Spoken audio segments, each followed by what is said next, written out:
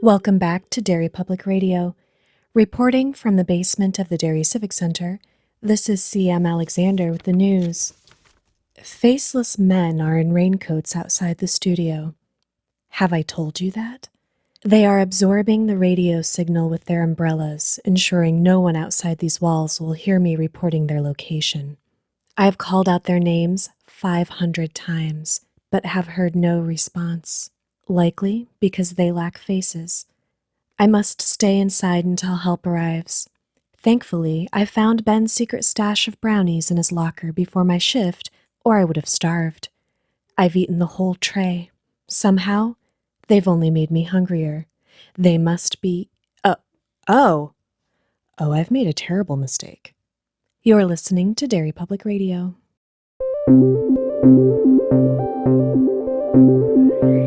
This is Derry Public Radio.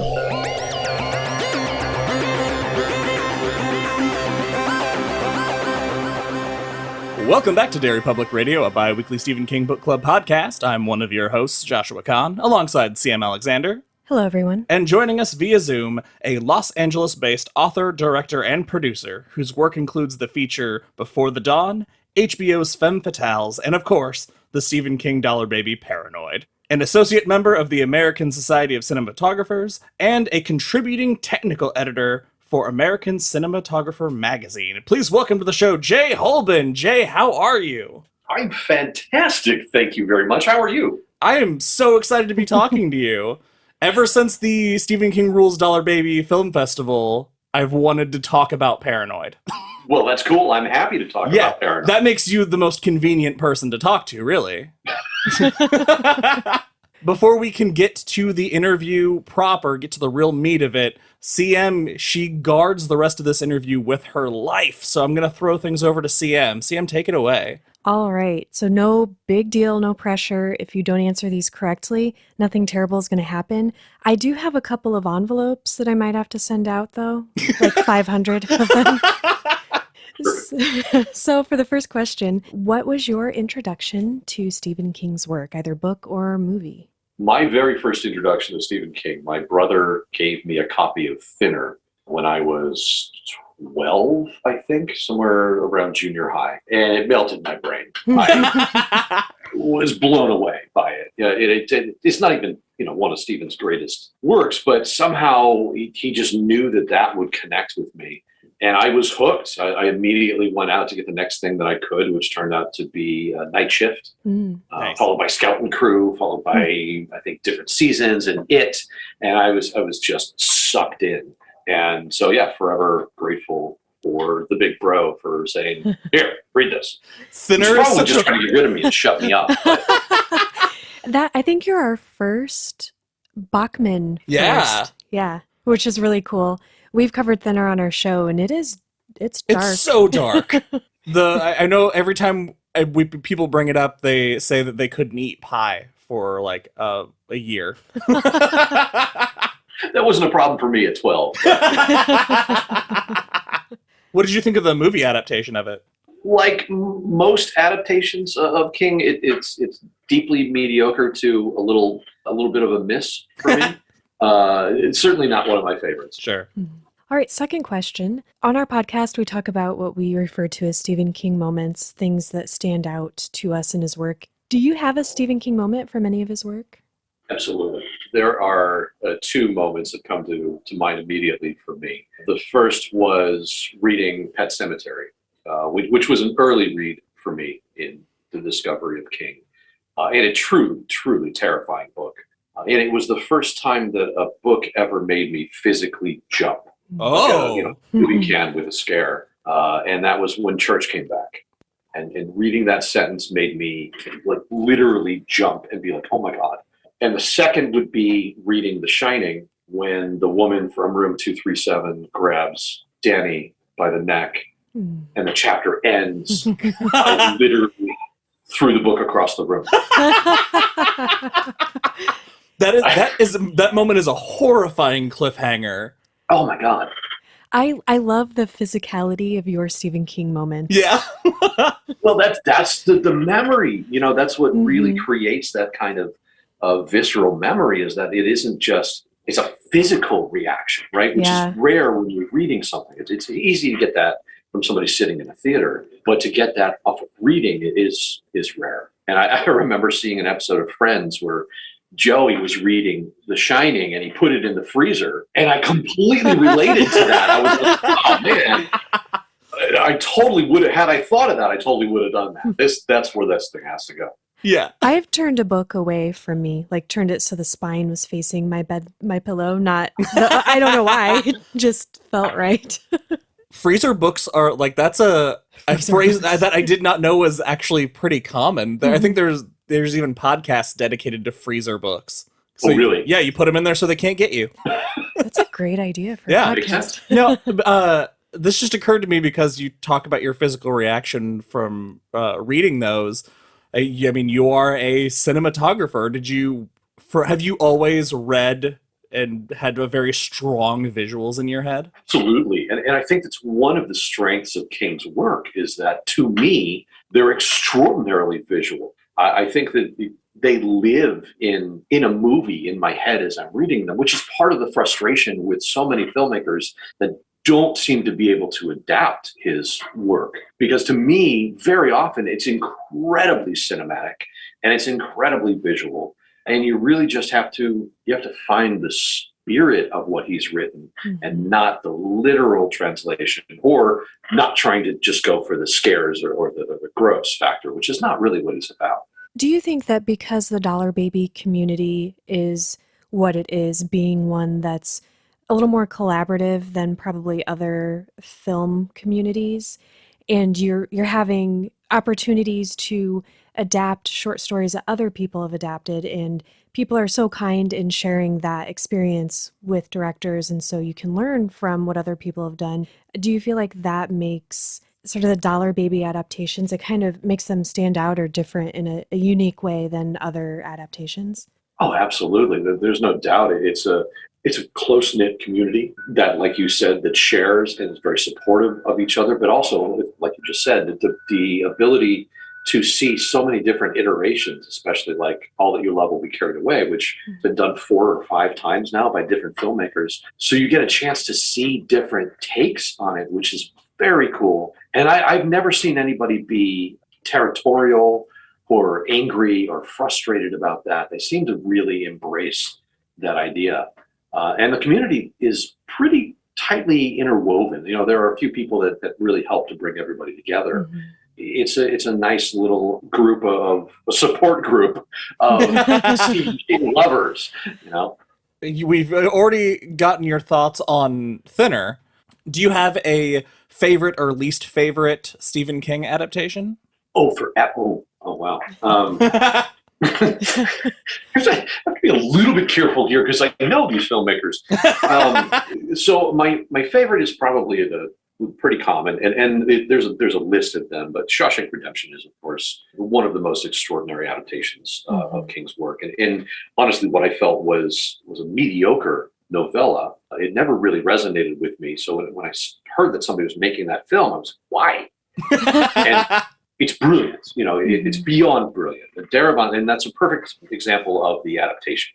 He takes the spirit of what Stephen wrote, so that you don't know what he changed, because it all feels like, oh yeah, that was all in the book, and then or in the novella, and you reread it and go, oh wow, none of that was in there. Mm-hmm. And it's perfect. I think Stand By Me, Misery, Dolores Claiborne, these are, some of my absolute favorite adaptations. Least favorite? Oh man. Well, speaking personally, I wanted to do an adaptation of Gerald's Game, and had talked to Stephen about it. And at the time that we talked about it, he was still holding on to it.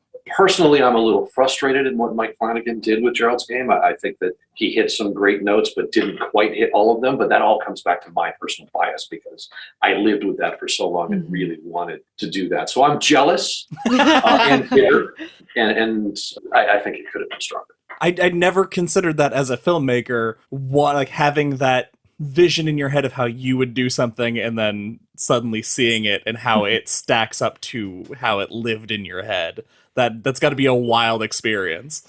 It's frustrating. It's a frustrating experience. It's frustrating both when it works and you're like, oh, Yeah, they did that. And then when it doesn't, you're like, no! I neglected to mention, actually, that the absolute least favorite of all time is the Dark Tower adaptation. No one's going to Rightfully disagree so. Yeah. with that. That's I actually have never been so angry walking out of a movie. As a matter of fact, I screamed at the screen when the film was done. And half of the audience applauded. At your scream, I assume. yeah. Yes, yeah, it was profanity and yeah. It well deserved. I would love to see your take on the Dark Tower. Yes. Actually, I would too. In 2005, I think, I did an adaptation of a chapter of Gunslinger under the auspices of pitching it as like an HBO series that would be a season per book. Oh. And I had sent that off to Stephen and found out just pretty much immediately after I sent it that the rights were already assigned. J.J. Abrams had them at the time. And I was super frustrated. And I don't think Stephen ever even opened or read it. I don't think he could have. But we started basically the pilot of the Toll chapter of the Gunslinger. And I was really, really proud of how that was working. But oh well. I don't give up on that. Because I don't think anybody was happy with the Dark Tower, so it's going to happen again. Just send it once a year, every year. Yeah. Really wear him down. I should. I guess Ron Howard still owns the rights, if I'm not mistaken, right now. So it'd have to go to Ron. But Sounds like we got a game plan. Yeah. We have a strategy. Perfect. Now, what started your love of filmmaking? Star Wars. I was 5 years old, living in Arizona, when my parents took me to see Star Wars. I was blown away by the experience. It was a literally life-changing experience, which is hard to say when you're 5 years old. This is but it really set the path of my life. I walked out of that theater, and I told my parents I was going to direct movies. And my parents did, exactly what they say to any ostentatious little 5-year-old. Okay, that's good. And the rest of my life has been dedicated to that goal. It never changed. So that it set the path of my life. And I've never had a chance to meet George Lucas, and I'm still not sure if I'd want to hug him or punch him. Haven't quite figured it out. Hug him for the originals, and then one just little punch for the prequels? Yeah. I love Star Wars and Star Trek, and I was always like, if I had to pick, am I Wars or Trek?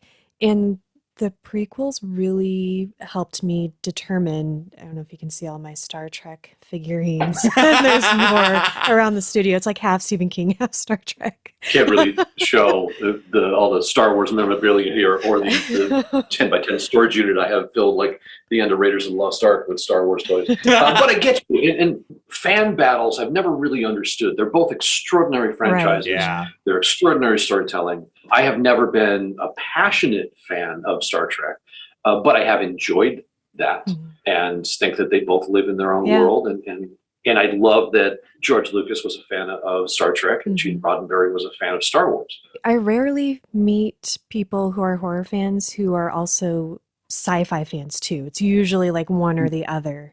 So I love meeting people who like both. Seems rare. It's fun. For so many years, I thought I was a horror fan. And it wasn't until I produced a web series that was sort of an Elvira-like hosted discussion of horror films when I really realized I don't particularly enjoy horror films. I enjoy suspense and thriller. Yeah. There's a real fine line between them. But it was a real moment of clarity when she was introducing me to all of these horror films.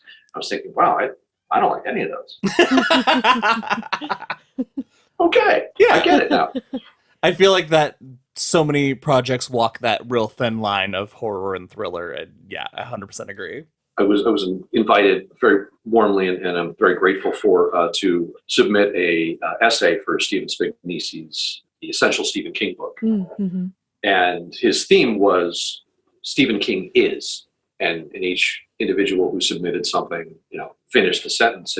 And to me, it was Stephen King is not a horror writer. And I feel that Stephen's strength is in understanding the human character and in really being an anthropologist and studying the human psyche and putting normal people into extraordinarily horrific situations. So that's kind of my interpretation of Stephen. He's not even a horror master. Yeah. He's not really a horror writer. He's a writer about people. He's an anthropologist. That's a great description. Pet Sematary is probably my favorite example of that. That we've talked about that on our show after we covered that, just the way he writes grief, and it's not even about the horror. And there are definitely elements in there that are like, oh my God, this is terrifying, but the parts that get you is the human piece. I think that's the most terrifying book I've ever read. Mm-hmm. Yeah. But you're right, it's about a grieving father. It's about the love of his family and the lengths at which he would go to protect that family. And that's where it really hits people, especially, I don't have kids, but if you do have kids, that desperate need to protect and resurrect. Mm-hmm.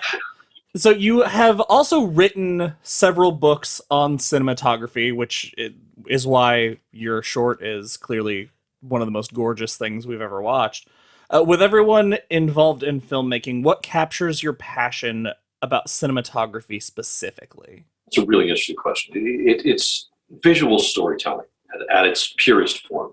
We talked about the fact that I was a little ostentatious 5-year-old who said he's going to be a movie director. I actually started about 8 years old when I discovered my mother's 8mm camera hidden away in a desk drawer. And I realized very early on that if I was going to be a good director, I needed to understand what everybody else on the set was doing. So I started early kind of studying every other role. Mm-hmm. And I started professionally as an actor, then became a writer, then I moved behind the scenes. And I have done, in the 3 decades I've been working professionally, every job in production and post, with the exception of stunts, hair and makeup, music, composition, and catering. I found a secondary passion in cinematography, and I stayed longer in that role than I did in any other, because it really gets down to the purest form of what makes cinema cinema. It's the camera that separates film from every other art form. And it's the visual storytelling that makes movies unique in every other art form. So I found it just a second passion to directing in cinematography. And I honestly, I stayed there longer than I should have. And I still dabble too much into it. People still look at me more as a cinematographer than they do as a director or producer. And that's sometimes frustrating, but I love it. And I stay very involved in that world. Now, you adapted the short poem Paranoid, a Chant, but you didn't do it the same way most people do, where they get the dollar baby first. You want to tell us how you came about doing this short? Yeah, it's true. I did a whole shoot it first, ask questions later. It's great. Oh, see, that's the strategy we need for the Dark Tower. Yeah. Okay, sorry, I'm getting off track. Right. So how it came about, I knew about the dollar baby policy, and I knew about it first from Stephen Spagnisi's The Stephen King Encyclopedia, but then also the introduction to the published screenplay for Shawshank Redemption. Frank Darabont talks about the dollar babies. And I had also owned the VHS copies of The Woman in the Room and The Boogeyman. So I was familiar with this policy that Stephen King had. At the time, I was producing a whole number of projects. And part of my low-budget independent producing theory was to group projects together so that we could share resources. So we have one camera package among multiple, we have one insurance package among multiple, we have one crew that bounces between them. So at the time it was, I think, 3 spec commercials and 3 short films, if I'm remembering right, plus a large series of tests for American Cinematographer Magazine. And we had a certain window of time that we were doing all of this. And I realized that at the very end of this, there was a Sunday we didn't have anything scheduled. And I was like, well, I'm going to direct something. And then I thought, okay, so I have one day. I want something that's really strong writing-wise. Well, what's the strongest thing writing-wise? I'm a huge fan. I'm a constant reader for sure. What can I do? And then I remembered the poem Paranoid, which I loved when I first read. It had a massive effect on me. When I was an actor in high school competing in speech and theater, I used it as a speech piece performing. That's awesome. And did very well with it. So I had, it's near and dear in my heart. And then I also used it as an audition piece as an actor for quite a while. Most people don't know, but in my very brief stint in film school before I dropped out to work, I made an 8mm version of Paranoid, that screened at one festival. It won the festival, and I was very proud of that. Nobody has ever seen it beyond that. I sent it to Stephen, but I don't know if he ever got it. Mm-hmm. So I had this one day, and I thought, well, this poem, I'm going to make this. I'm going to make Paranoid. But I only had about 2 weeks of prep time to do it, so I had no time to ask. I didn't have time to write him a letter or to try to, and I just thought, I know that this policy exists.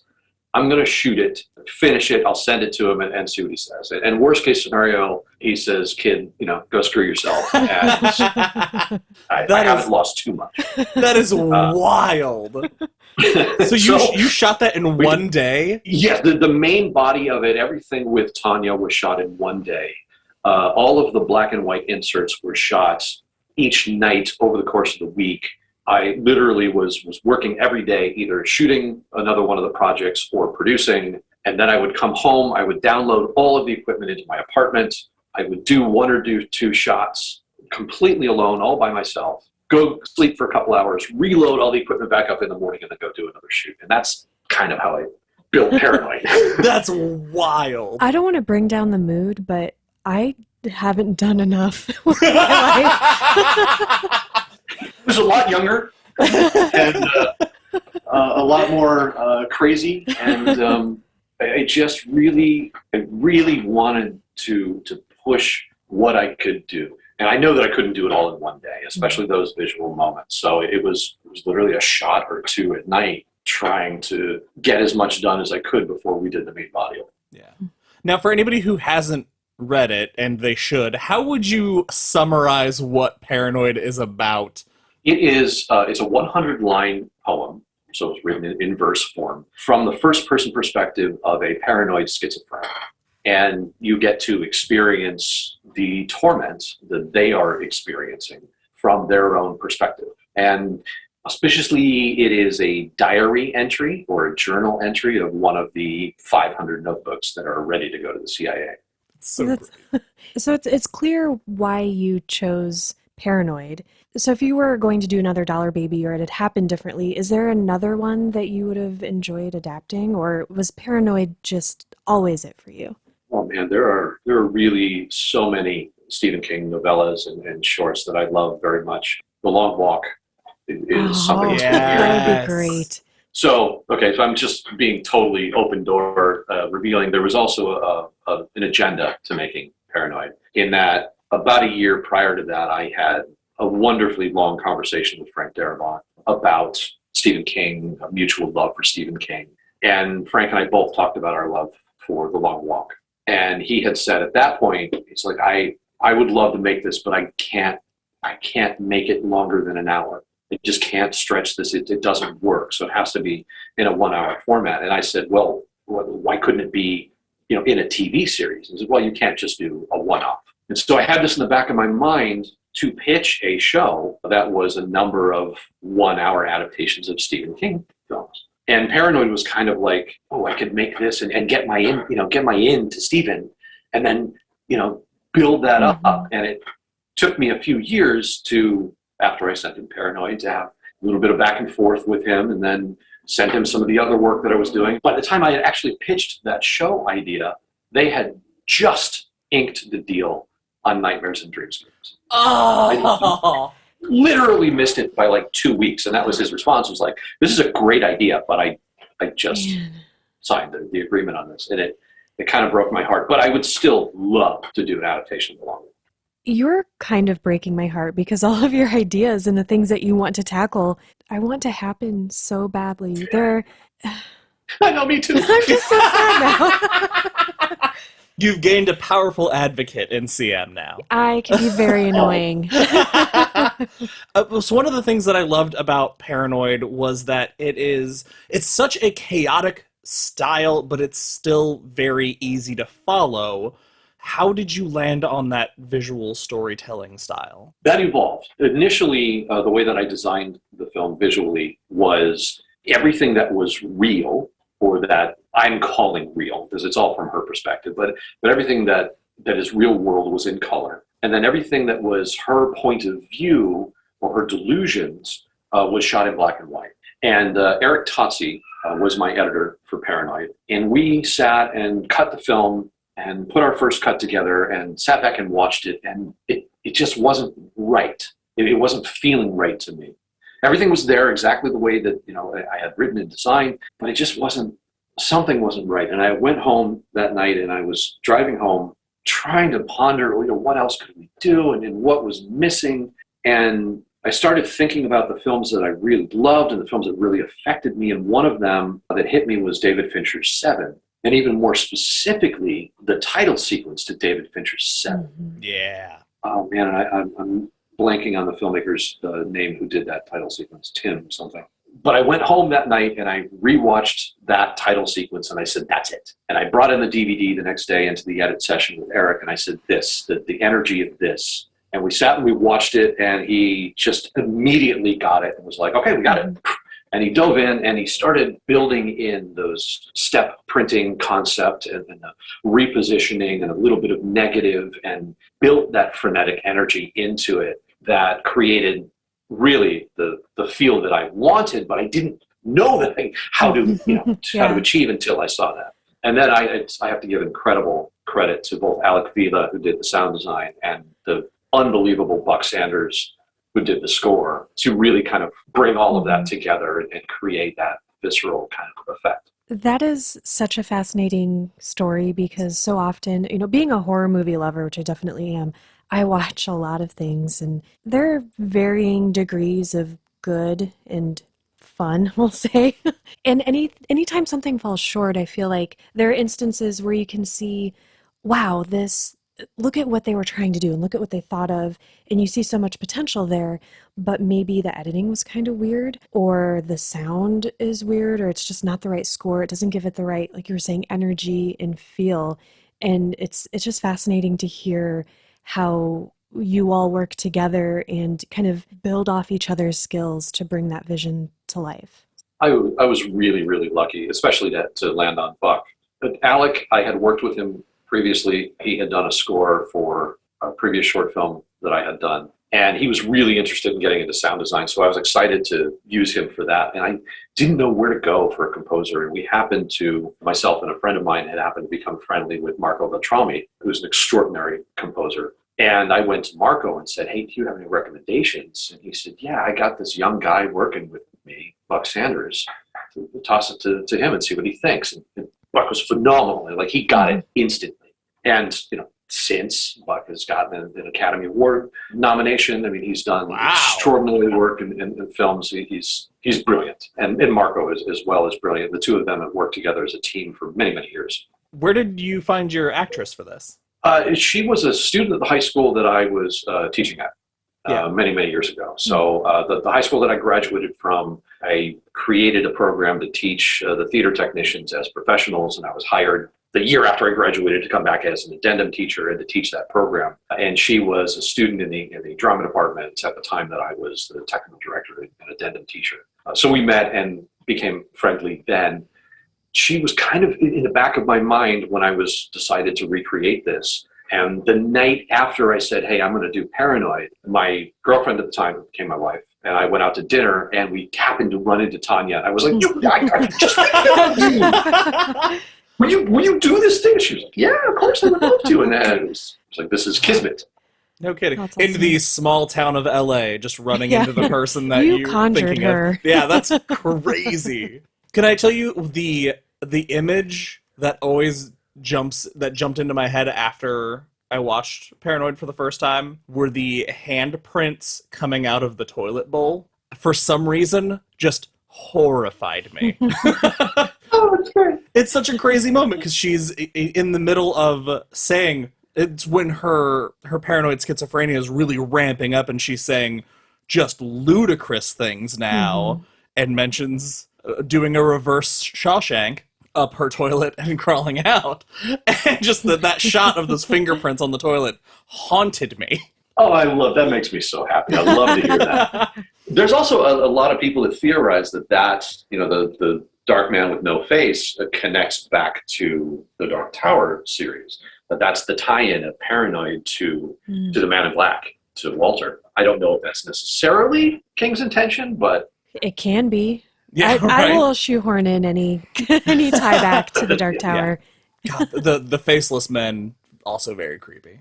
Kind of going back to our earlier discussion, and making a dollar baby, we're talking about adapting and our favorites and things that we would like to see redone.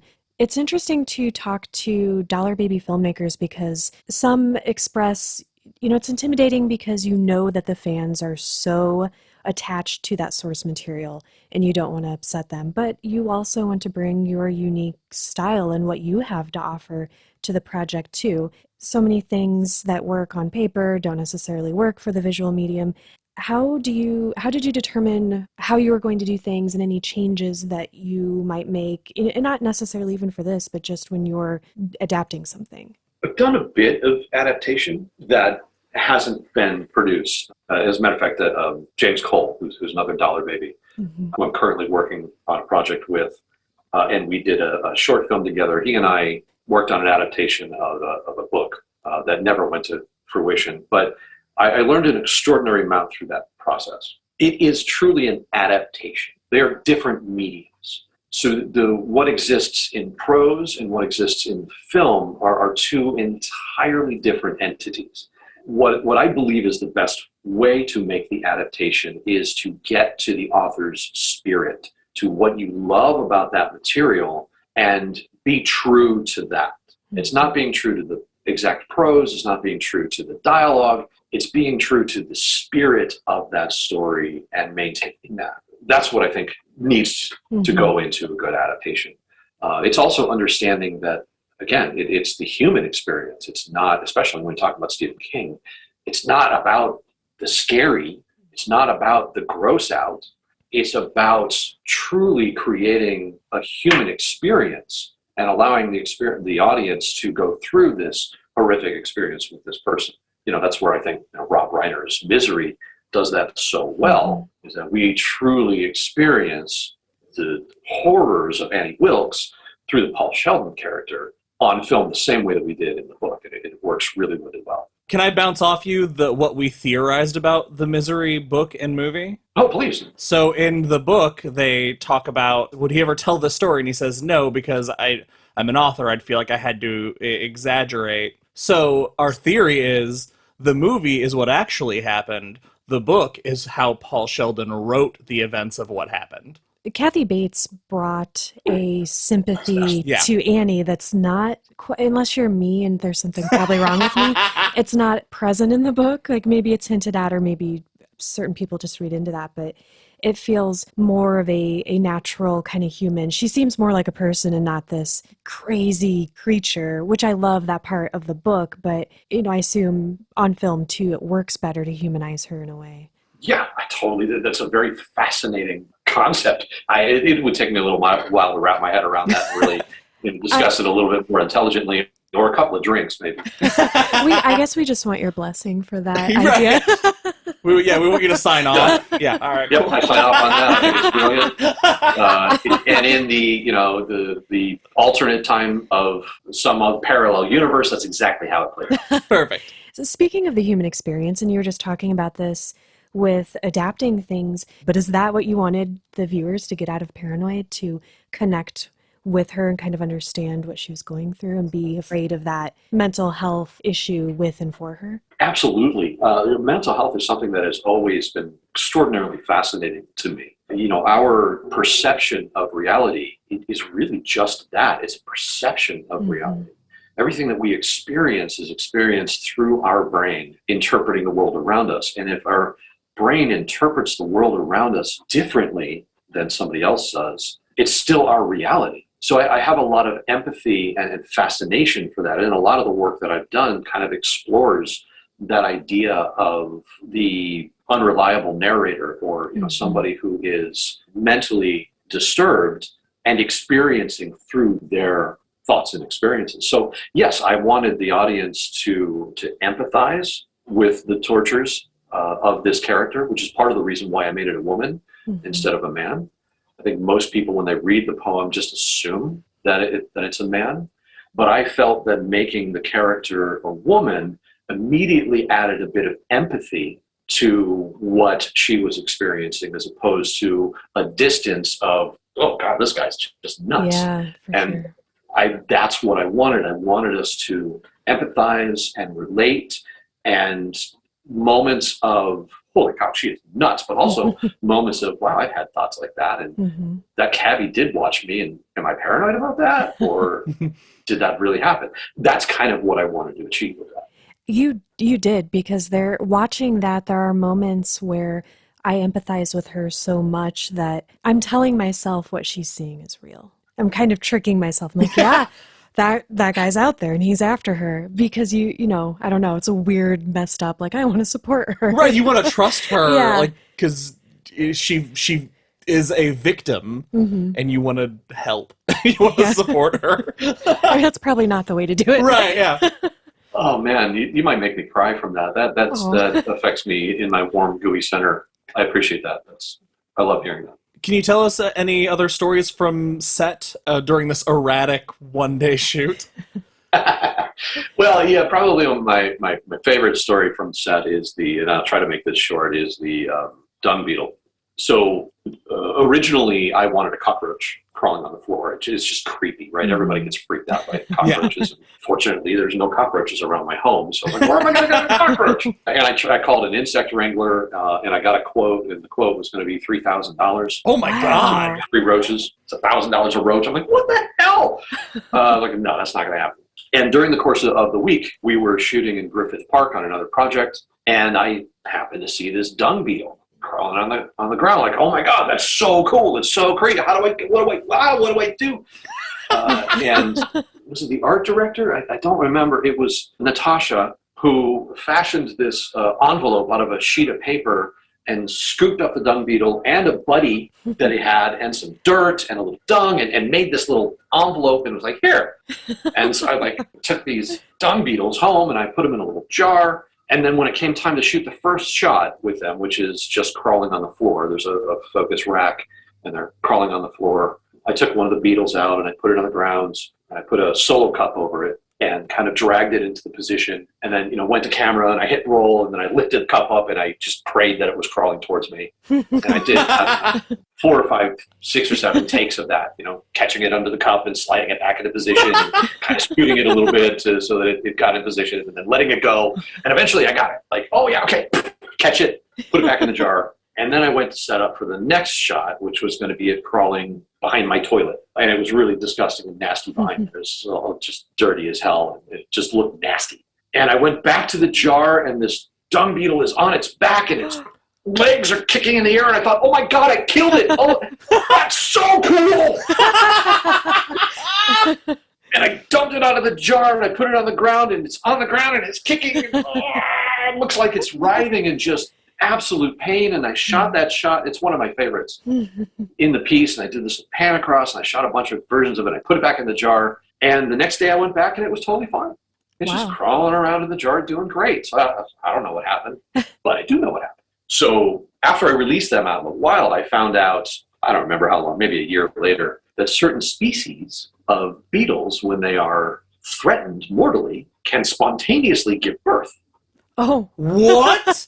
So me trapping this thing and dragging it around scared the hell out of it, and it actually was giving birth. So in the shot where it's upside down, you can actually see there's an egg sac coming out of it in the shot, which I love now. And, I let them go. They lived out in the wild. No beetles were truly harmed in making this film. And I'd like to think that they named one of the beetles after me.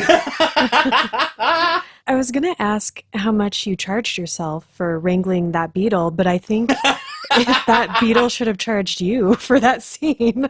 Right, for the trauma, yeah. Yeah. But it has great stories to tell the grandchildren. That's true. That's the best story I've ever heard. I'm going to go back and pause that shot to see if I can see it.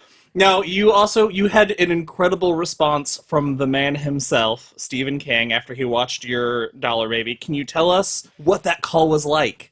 Yeah, that was a pretty extraordinary moment. So I after I finished the film entirely, I sent him a VHS tape and a letter asking his permission to show it. And it was only a couple of weeks later that my wife and I were going out. We were still dating at the time, but it was going to be date night. We were going to go out, and I was brushing my dog in the hallway. It's whatever. And the phone rang. I don't know, that detail is so not necessary. You are painting us a word Yeah. picture, and I love it. Right.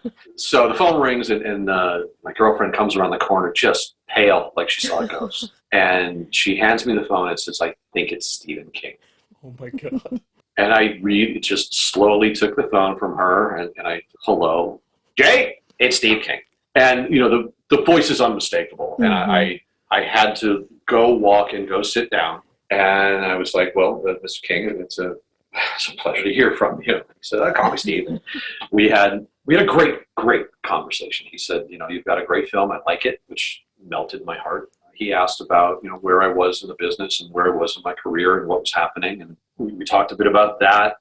Because I was a nerd and the internet was new at that time, I asked him, "Do you mind if I put this online?" And he said, "Yeah, sure. I don't see any problem with that." And of course, once Art Green, his lawyer, heard about that, he had a small kitten, but Stephen was true to his word, so there was a compromise. Art Green said, no, you cannot do that. And Stephen said, "Well, I told the kid that I could," so they gave me 8 months. Wow. To have it online. At that time, iFilm was the thing online. That's where all the short films were, so it went on to iFilm and hit one of the tops and did great there. But unfortunately, I ruined it for all the rest of the Dollar Babies, whoever came beyond that. Because it was built into the agreement, basically from then on, that you're not allowed to be online. So sorry, guys. We had a really great conversation, and I had told him that I had talked to his people prior about inquiring about rights, and they were very aggressive with me. And he said, "Well, yeah, they can be kind of dragon-like." And he said, if there's anything you want, come to me." Wow. And so that opened a door that I tried to continue over the course of the years. And we had a number of conversations, usually over fax or by letter, never another phone call, but talking about other projects and keeping him updated on the work that I was doing. And he's been extraordinarily supportive of this little film. I really can never express the depths of my gratitude for his support. He allowed it to be on a DVD with a magazine that got 30,000 copies released. Wow. The support is phenomenal, and I really, really deeply appreciate it. I can't imagine Stephen King calling me. Well, in this That day and must have age, been- you would deny the call because it's a number you didn't Oh, recognize. yeah, that's true. I would send him to voicemail. Oh, my gosh. Right, exactly. Are you a telemarketer? I was very lucky in a lot of respects. First of all, there weren't a whole flood of Dollar Babies being made at the time. Mm-hmm. It's still probably somewhere around 18, 19, 20 that were made around the time that Paranoid was made. When I sent him the tape, he was just leaving to go to Florida to spend some vacation time and happened to, drop it in his briefcase. So he had the free time to watch it. He had the free time to call. It was really just serendipity that it all kind of aligned great, Yeah. and I'm lucky.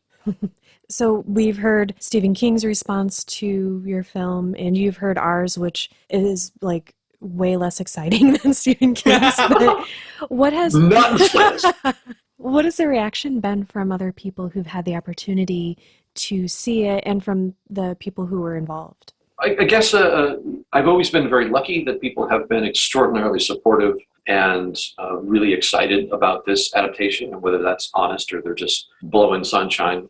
I've always had a positive response to this. I don't think I've ever heard anybody really be negative about it. From David Wilde at Rolling Stone magazine giving an extraordinary review to this film, to the fans that have seen it at the festivals. It's always been really supportive, and I'm super grateful of that. Even so much so that, as these festivals continue to happen 20 years later, people are still requesting this film. It's 20 years old. Because of that, I went back and did a complete remastering of the film 2 years ago to have now a high definition version of it, so that I'm not embarrassed when it screens at festivals with newer films. Yeah, I never would have guessed it was 20 years old. It looks gorgeous. It deserves all of the praise that it has been given. You mentioned earlier that you have dabbled in so many different, well, probably not dabbled, that sounds like you're messing around. You have tackled so many different roles in this medium. Do you have a particular project, whether it's the project itself that's kind of more near and dear to you or your favorite, or it was the role you were actively playing at that moment that it holds a special place in your heart. Do you have something else of yours that you really enjoy? Absolutely. The first one that comes to mind, I was a visual effects test cinematographer for Steven Spielberg on Minority Report. I spent almost a month working on that film, and Spielberg is an idol of mine. Mm-hmm. And to have the chance to have my work, influence his decisions was extraordinary. That was a huge watershed moment for me. All of the work that I did got thrown out on day one because Janusz Kaminski didn't like the ring that it created, but it was still an extraordinary moment. The next really kind of watershed moment for me, because I'm such a Star Wars fan, I got to spend 4 months with Craig Fraser and Baz Iderwin and Jon Favreau on The Mandalorian Season 1. Awesome. In a very unique position, writing a white paper on the technology for Lucasfilm. That was an unbelievable experience for me to be in the Star Wars world and to be kind of connected to that, to meet the child before anybody else had ever seen it. So yeah, those two moments were huge, having nothing to do with directing. They were big career moments for me. I imagine that because you are interested in willing and obviously good at doing so many different things, that has provided unique opportunities you might not have otherwise had. Do you have any advice for other individuals who are not even just dollar babies, but people who have that creative spirit but don't quite know how to, jump into something like this? Do you have advice for them? The advice is kind of the same advice that I think everybody gives, which is just get out there and do it. Mm-hmm. There's really no excuse today's day and age for not getting out and creating work and creating films. When I was a young lad, it only makes you sound old if you do it in that voice. I tell you, Sonny, when I was young, when I was coming up and coming up as a cinematographer and coming up as a director, digital didn't exist yet. So everything was 35 millimeter film for me. So in order to go out and shoot something, I had to acquire the film. I had to acquire, cameras that were $250,000, lens packages that were $100,000 worth of glass, and all of the grip and lighting gear that it took to do that. Then I had to get a lab to develop it. Then I had to get a post house to do the transfers. It was an extraordinary effort to make something like Paranoid. Whereas today, everybody has a phone and a camera in their pocket. They can make anything and tell stories, and don't be intimidated by the technology. Just dive in and start telling stories. I wish I spent more time earlier in my career focusing on directing instead of 3 decades focusing on everything else.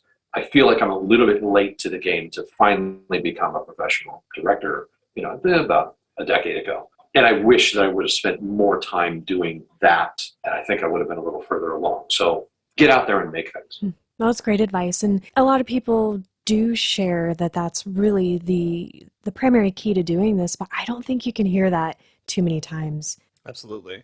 We've talked about your projects, some dream projects. What is it that interests you right now? What is next for Jay Holben? Actually, what's next for me is a project that I'm working on with James Cole. Jim is another dollar baby. He made the last rung on the ladder, and we met originally through the dollar baby community. And after I had made Paranoid, I was looking for my next project, and I was lucky enough that Stephen Jones had done a book called Creep Shows that it was all about Stephen King films, and he included Paranoid in that. And I was doing a book signing with Steve Jones and a bunch of other, Mick Garris. Oh man, I forgot who else was there. A bunch of other Stephen King kind of filmmakers.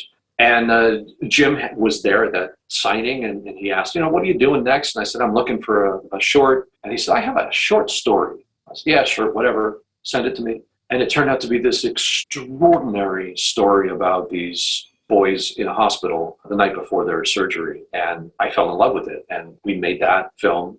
He then gave me this feature that he wrote that I fell in love with. And I have been in love with this thing for 20 years. But I've also been afraid of it. It's a complex and expensive story. But I just made the decision a month ago that this is going to be my next project. So we're going back to this script that he wrote. He and I are in a rewrite and are in a polish on this script now.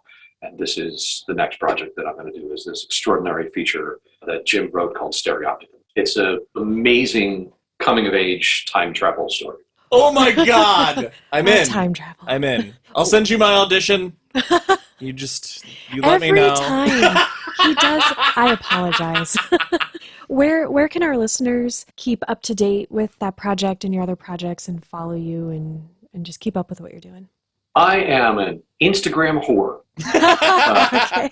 That's mostly, I mean, you can find me pretty much anywhere at Jay Holben, but I spend most of my time probably on Instagram. So it's at Jay Holben, or my website is jholben.com. I'm not very unique about these sort of usernames. You can stalk me and find me there, but the IGs is really where I probably put most of my focus.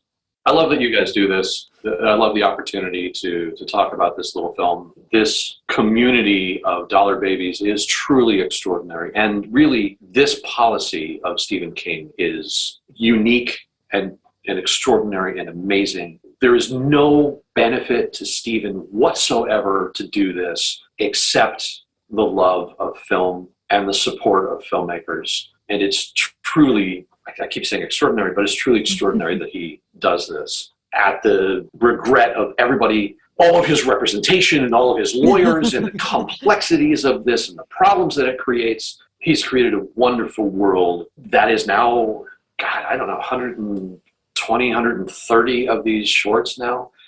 And it's amazing. And I cannot express enough gratitude to Stephen for continuing this policy and continuing this unique support of filmmakers and personally, support of me that I'm deeply grateful for. And for what you guys are doing, continuing to support Stephen and the constant readers out there. Thank you. Thank you. Yeah, we're all very lucky that he recognizes the value of allowing people, within reason, to appreciate his work in their own way and kind of support it by making it their own in a way too, respectfly, hopefully. Also, your haikus were amazing. Thank you so much. I loved them. That was an accident. We were just like, oh, this will be fun, and then they started reading them. It's because as I just interjected trying to get cast in your movie, as you've experienced, I can't passively enjoy anything. I have to be involved.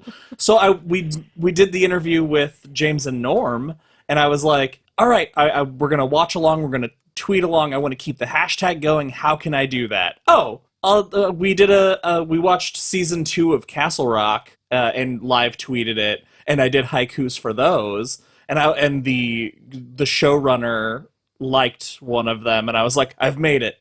I'm famous. And so I was who doesn't love a good haiku? And so I did it, and then they read the first one, and I was like, well, now we're in. Now we have to do it all the time. It was weirdly stressful, though, because of course we hadn't seen any of the dollar babies, and some are very short. And so Josh and I were like, okay, we have to be ready, and we're like trying to watch it and create something. Yeah. And then sometimes we'd have to mix ours because one of us or both of us couldn't think of a first line or a last line, and it was wild. Yeah, it was so crazy. That's it for this episode of Derry Public Radio. As always, thank you for listening. Please join us for our next episode. For C.M. Alexander and Jay Holden, this is Joshua Kahn reminding you, be true to the author's spirit, not just the prose.